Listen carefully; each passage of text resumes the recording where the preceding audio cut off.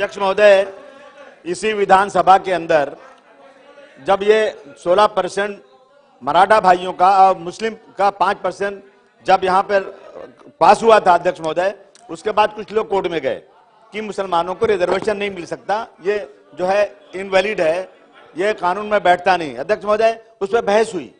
यहाँ कोई धर्म के नाम पर मांग ही नहीं रहा है। अध्यक्ष महोदय, जब वहां बहस हुई, दोनों तरफ के वकीलों में बहस हुई, जब जज साहब ने फैसला किया तो जज साहब पढ़े लिखे, ऐसा नहीं कि जज को नहीं मालूम कानून क्या है, क्या कानून में बैठता है। उन्होंने कहा 5% मुसलमानों के एजुकेशन में तुरंत दे देना चाहिए। उसके बाद बार बार ये बात कही जा रही है कि धर्म के नाम पर नहीं, धर्म के नाम पर मांग कौन रहा है? अरे भाई, जो लोग पढ़े लिखे हैं उन्होंने कहा है। अध्यक्ष महोदय, इसके पहले सरकारों ने कई एक कमीशन बिठाया, एक जो है रंगनाथ मिश्रा कमीशन बैठा, एक महाराष्ट्र सरकार ने एक महमूदुर रहमान कमीशन बिठाया, दिल्ली में एक कमीशन बिठाया गया। अध्यक्ष महोदय, इन सब कमीशन ने कहा कि मुसलमानों को 10% रिजर्वेशन देना चाहिए, धर्म के नाम पर नहीं, बल्कि 50 जातियां जो पिछड़ी जातियां उसके नाम पर। अध्यक्ष, मेरा कहना है कि मैं 16% मराठा भाइयों के रिजर्वेशन को पूरा का पूरा सपोर्ट करते हुए मैं तमाम लोगों से गुजारिश करता हूं कि हमारे 5% को भी आप जो है ना उसको सपोर्ट करिए। अध्यक्ष, मेरा कहना है कि जब तक कानूनी दावपेच खत्म नहीं होता उस वक्त तक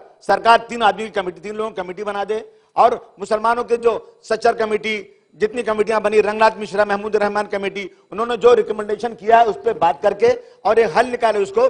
जब तक ये रिजर्वेशन पास नहीं होता उस वक्त उनको पिछले दरवाजे से जो मदद मिले वो कर देना चाहिए। अध्यक्ष महोदय, ये हमारी मांग है। अध्यक्ष महोदय, यहाँ ये है 1947 में जब ये देश, उसके पहले जब लड़ाई हो रही थी अंग्रेजों से सर, तो हिंदू और मुसलमान दोनों कंधे से कंधा मिलाकर लड़ाई लड़ रहे थे। लेकिन हमें अफसोस है, उस वक्त हिंदू और मुस्लिम भाई भाई की तरह थे, लेकिन अंग्रेजों ने एक साजिश के तहत इस देश को 2 टुकड़े कर दिया और हम हिंदू मुसलमानों को अलग कर दिया। अध्यक्ष महोदय, ये एक दिन वो था जब दुनिया भर में सम्मान हमारा था, गीता के श्लोक हमारे और कुरान हमारा था, दूध की नदियां बहती थी वो हिंदुस्तान हमारा था, वो नफरत की दीवार गिरा दो ये आवाज हमारी है, देश के गद्दारों से कह दो धरती जान से प्यारी है। अध्यक्ष महोदय, जब 1947 में हिंदुस्तान पाकिस्तान का बंटवारा हुआ तो मुसलमान अपने सामान को पोटलियां बना बनाकर अपने सरों पर रखकर पाकिस्तान की तरफ रवा दवा था। लेकिन उस वक्त अध्यक्ष महोदय, दिल्ली की जामे मस्जिद के मीनारों से खड़े होकर के मौलाना अबुल कलाम आजाद साहब ने, गांधी जी ने, जवाहरलाल नेहरू ने, वल्लभ भाई पटेल साहब ने, सब ने कहा कि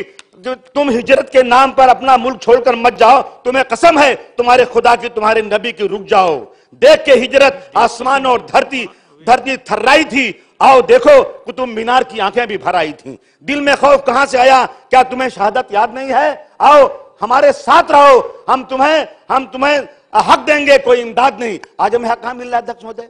कोई इतने लोग बैठे हैं अध्यक्ष महोदय, मैं क्षमा के साथ कहना चाहता हूं, 5% का सपोर्ट बहुत कम लोग कर रहे हैं। अध्यक्ष महोदय, 5% मिलना चाहिए। अध्यक्ष महोदय, क्या गलती हमारी क्या है इसमें? अध्यक्ष मैं थोड़ा सा, अध्यक्ष महोदय, मैं ये हिंदुस्तान पाकिस्तान का बंटवारा क्यों हुआ? अगर एक तरफ मोहम्मद अली जिन्ना थे तो दूसरी तरफ गांधी जी थे, दूसरी तरफ जवाहरलाल नेहरू थे, और सबसे बड़ी बात लौह पुरुष सरदार वल्लभ भाई पटेल थे। क्यों उन्होंने कर दिया?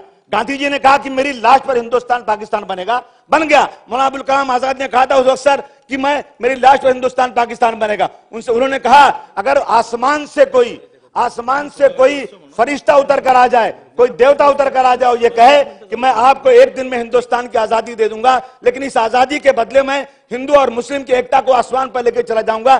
सर आप सुनिए, उस वक्त मौलाना ने कहा कि मुझे हिंदुस्तान की आजादी थोड़े दिन के बाद ले लेंगे, लेकिन हम हिंदू, अगर आजादी देर में मिलेगी तो देश का नुकसान होगा, लेकिन हिंदू मुस्लिम की एकता चली जाएगी तो इंसानियत का नुकसान होगा। ये हमारा किरदार रहा है सर इस देश के अंदर। लेकिन आज क्या हो रहा है देश में? आज देश में सिर्फ हिंदू और मुस्लिम के नाम पर देश को बांटा जा रहा है। और तय करें हम लोग, इंसानियत को अपने पास हमें रखना है, इंसानियत को खत्म नहीं करना है। अध्यक्ष महोदय, मैं बताऊं आपको अध्यक्ष महोदय, जहां राजनीति, सियासत मजहबी मसलों को, धार्मिक मसलों को, देश को शांत करे वो देश महान होता है। जहां सियासत धार्मिक मसलों को शांत करे वो देश महान होता है, और जहां सियासत खुद धार्मिक मसलों को पैदा करे, समझ लो देश गलत लोगों के हाथ में है। ये मैं नहीं, ये किंग मार्टिन लूथर ने कहा था अध्यक्ष महोदय। इस देश में इंकलाब जिंदाबाद का नारा किसने दिया? वो नारा देने वाले का नाम हजरत मोहम्मद मुसलमान। एक मिनट सर, लास्ट बोल रहा हूं सर, भारत छोड़ो का नारा किसने दिया? नारा देने वाले का नाम है यूसुफ मेहर अली। अध्यक्ष महोदय, जय हिंद का नारा किसने दिया? नाम देने का नाम है आबिद अली साफरानी। मादरे वतन जिंदाबाद का नारा किसने दिया? 1857 में अध्यक्ष महोदय अजीमुल्लाह खान ने दिया। तिरंगा जो आज है उसका रंग किसने दिया? सुरैया तैयब ने दिया। सरफरोशी की तमन्ना अब हमारे दिल में है, देखना है जोश कितना बाजुए कातिल में है। 1991 में, 1921 में बिस्मिल अजीम आबादी ने दिया। क्यों हमें गद्दार कहते हो? हमने कौन सी गलती किया? हमने पाकिस्तान मुर्दाबाद कहा है। आज क्या हो रहा है सर? जब खेल तो कहीं कोई एजिटेशन होता है तो एक आदमी आता है अंदर, समाजवादी पार्टी की मीटिंग हो रही है, पाकिस्तान जिंदाबाद बोल के भाग जाता है। मीडिया में चारों तरफ कि समाजवादी पार्टी पाकिस्तान जिंदाबाद बोलती है। लास्ट बोल रहा हूं अध्यक्ष महोदय, और उसके बाद पकड़ा जाता है बीजेपी का आदमी और उसके बाद केस होता है, उसने बोला पाकिस्तान जिंदाबाद। ये क्या है सर देश में? ये